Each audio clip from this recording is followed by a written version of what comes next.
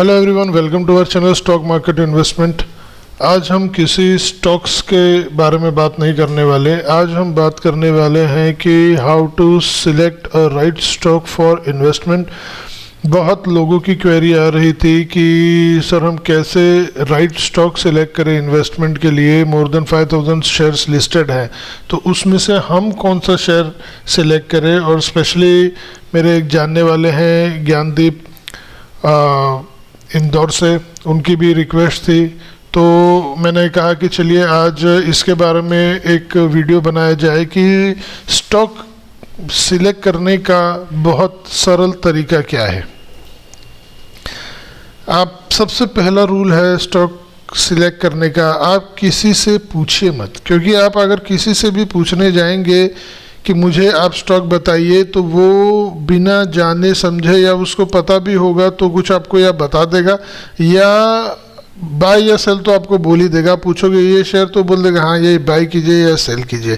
पैसा आपका है, तो अगर आपका पैसा है, अगर हम कोई भी चीज़ परचेस करने जाते हैं तो थोड़ा रिसर्च उसके बारे में कर लेते हैं। तो भाई ये पैसा है, इसको लगाने के पहले आपको डेफिनेटली ठीक ठाक रिसर्च करनी चाहिए, चाहे आप कितना भी अमाउंट उसमें लगाएं। सेकंड जो पॉइंट है वो है डू योर ओन रिसर्च। अपना रिसर्च हमें खुद करना है। लोगों को लगता है स्टॉक मार्केट का रिसर्च करना, स्टॉक सेलेक्ट करना बहुत बड़ी बात है। ये बहुत इजी बात है। ये मैं आपको आज समझा दूंगा कि ये इजी तरीके से इसको कैसे किया जाता है। सबसे पहला तरीका है start observing your surrounding for brands that are in demand. आप कहीं भी जाएं, समझिए आप किसी भी मॉल के पार्किंग में चले गए, अब वहाँ आप देखिए कि सबसे ज़्यादा गाड़ी आपको कौन सी दिख रही है। आपको महिंद्रा की गाड़ी दिख रही है, आपको मारुति की गाड़ी दिख रही है, आपको किस कंपनी की गाड़ी सबसे ज़्यादा दिख रही है। तो इससे आपको एक अंदाज़ा आ जाएगा कि हाँ भाई ये जो पर्टिकुलर ऑटोमोबाइल सेक्टर में ये जो पर्टिकुलर ब्रांड है, ये ब्रांड को मुझे स्टडी करना है। ऐसे आप 4-5 समझिए ऑटोमोबाइल में अपने सिलेक्ट कर लिया। आप अगर मॉल के अंदर चले गए, मॉल के अंदर आप जब भी जाएं तो आप देखिए कि कौन से ब्रांड की शॉप में हमेशा भीड़ लगी हुई है। आप कोई भी वक्त पे आए वहाँ भीड़ लगी हुई है। कौन सी ग्रोसरी शॉप है जहाँ पे भीड़ लगी हुई है। जैसे आज लोग कहेंगे, एक छोटा सा एग्जांपल है कि डी मार्ट, शॉपिंग करना है तो डी मार्ट से कीजिए, डी मार्ट में काफ़ी किफ़ायती मिलते सब। अरे भाई अगर वहाँ सब किफ़ायती मिलते हैं, वहाँ के प्रोडक्ट अच्छे हैं, वहाँ आप जब भी जाइए तो लाइन में आपको आधा घंटा खड़ा रहना है, तो D mart is making profit. तो आपको डी मार्ट के शेयर को स्टडी करना चाहिए। उसके बाद आपको सेक्टर सिलेक्ट करना चाहिए, सेक्टर एज एन होल की इस वक्त पे कौन सा सेक्टर मेरे हिसाब से चल रहा होगा या आगे जाके कौन सा सेक्टर डिमांड में आएगा। सेक्टर, आप कुछ पर्टिकुलर सेक्टर ऐसे हैं जो कंटिन्यूस डिमांड में रहते हैं, चाहिए आप एफएमसीजी देख लीजिए, आप पेट्रोल डीजल देख लीजिए, आप सिगरेट्स या अल्कोहल की कंपनी देख लीजिए। तो अब जैसे कोविड का ये टाइम है, तो कोविड का हमें पता है कि पिछला जो 2 महीना 4 महीना रहा है, उस टाइम पे जो गाड़ियां लॉकडाउन के टाइम पे बहुत बाहर नहीं निकली हैं, तो पेट्रोल डीजल के जो भी शेयर हैं उनकी बहुत बिक्री नहीं हुई, तो उनके प्राइस काफ़ी गिरे हुए हैं। अब जैसे ही ये ओपन होगा तो गाड़ियां यूज़ होना फिर पहले जैसे स्टार्ट हो जाएंगे, तो उसमें उनकी डिमांड ऑटोमेटिकली बहुत ऊपर आ जाएगी। तो वो सेक्टर हमें स्टडी करना चाहिए कि भाई ये सेक्टर कभी नहीं डूबेगा। अच्छा, पिछला जो कोविड के वक्त पे एफएमसीजी के जो प्रोडक्ट थे, वो कौन से ऐसे प्रोडक्ट थे जो बहुत ज़्यादा यूज़ हुए हैं। अगर आशीर्वाद आटा यूज़ हुआ है तो भाई आशीर्वाद आटा कौन सी कंपनी का है, तो भाई वो आईटीसी कंपनी का है। तो क्या हमें आईटीसी को स्टडी करना चाहिए। आईटीसी के और कौन से प्रोडक्ट है जो डिमांड में है, तो आईटीसी के सिगरेट भी है, आईटीसी की सनफीस्ट बिस्किट भी है। तो इस तरीके से अब प्रोडक्ट और ब्रांड, ये अपने आसपास की चीज़ों को ऑब्जर्व करके आपको फर्स्ट स्टेप आपका ये है कि आप शॉर्टलिस्ट कीजिए। सेकंड स्टेप जो आएगा वो है आप जो भी आपने शॉर्टलिस्ट किया है, आप उस कंपनी के बारे में गूगल में जाइए, सिंपल वो डालिए और देखिए कि उस कंपनी का क्या डिटेल आपको मिल रहा है। गूगल बहुत इजी चीज़ है जहां आपको सारी इन्फॉर्मेशन मिल जाएगी।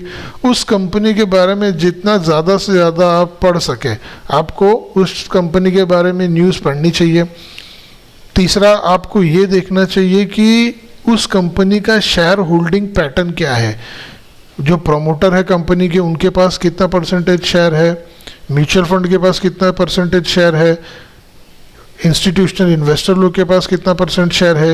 ये सेकंड स्टेप हो गया। ये कहाँ मिलेगा, कैसे मिलेगा, वो मैं आपको बाद में बताऊंगा।